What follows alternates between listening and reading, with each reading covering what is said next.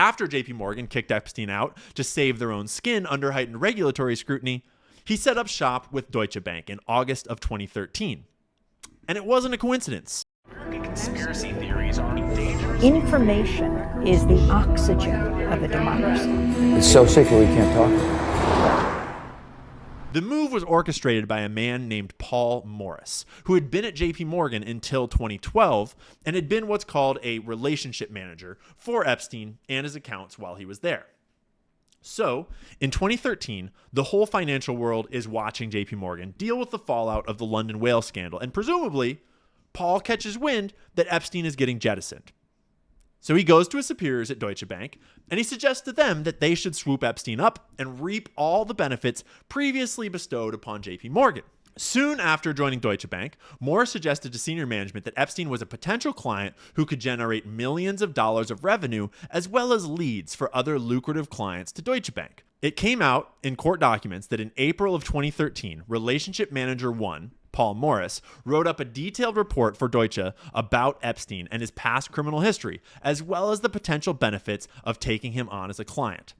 Quote, among other things, the memorandum contained information concerning Mr. Epstein's previous plea deal and prison sentence. In particular, the memorandum stated that Epstein was charged with soliciting an underage prostitution in 2007, that he served 13 months out of his 18-month sentence, and that he was accused of paying young women for massages in his Florida home. It also highlights that Mr. Epstein was involved in 17 out-of-court civil settlements related to his conduct in the 2007 conviction. In the email to Executive 1 and Executive 2 attaching the memorandum, Relationship Manager 1 noted how lucrative the relationship could be, stating estimated flows of $100 to $300 million over time, possibly more, with revenue of $2 to $4 million annually over time. In the same email, Relationship Manager 1 proposed that all Epstein-related accounts be for entities affiliated with Mr. Epstein, not personal accounts. Now, note how Relationship Manager 1, who is Paul Morris, suggests a strategy of mitigating the possible reputational risks by setting up all of Jeffrey Epstein's accounts in connection to entities associated with Epstein, as opposed to personal accounts, like with his name on it. As in, we can cover our tracks by not putting his name on any of the accounts, and it'll just be all groovy, bro. Deutsche Bank eagerly moved ahead with welcoming Jeffrey Epstein into the fold and proceeded to set up an elaborate financial infrastructure for Epstein that included more than 40 accounts across multiple entities. They immediately classified him as high risk and honorary PEP, meaning politically exposed person, which afforded him extra privileges, but they decided to forego the extra scrutiny that ought to go along with the classifications. But it gets even better. Epstein's attorney made 97 cash withdrawals, totaling over $800,000 between 2013 and 2017. And each one was for exactly $7,500, which just so happened to be the limit for third-party withdrawals before triggering reporting requirements. Court documents reveal that the attorney actually asked the bank staff on 2 separate occasions how to withdraw cash without creating some sort of alert. That's a crime. It's called structuring, as in you are structuring your withdrawals to specifically avoid regulatory scrutiny. It's not good. The bank is supposed to report when someone does that. When the bank did finally have a review of Epstein's account in 2015 due to increased media attention on the pedophile, rather than carry out a standard review with the Reputational Risk Committee as is typical, executives Charles Packard and Paul Morris, the 2 men who had played central roles in approving Epstein as a client in the first place, they visited his mansion for a private meeting that was not documented or recorded.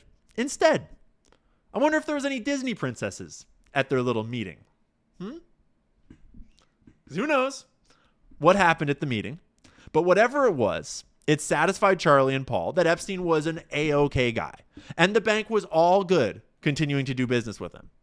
Deutsche Bank wound up flagging approximately $400 million in suspicious transactions, but did nothing about it and continued processing them. Payments to victims, to co-conspirators, to lawyers, and to Lord knows who else.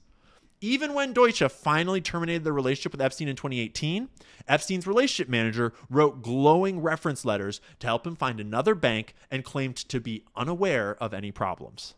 The most enlightening aspect of the case remains how routine it all appears in the documents.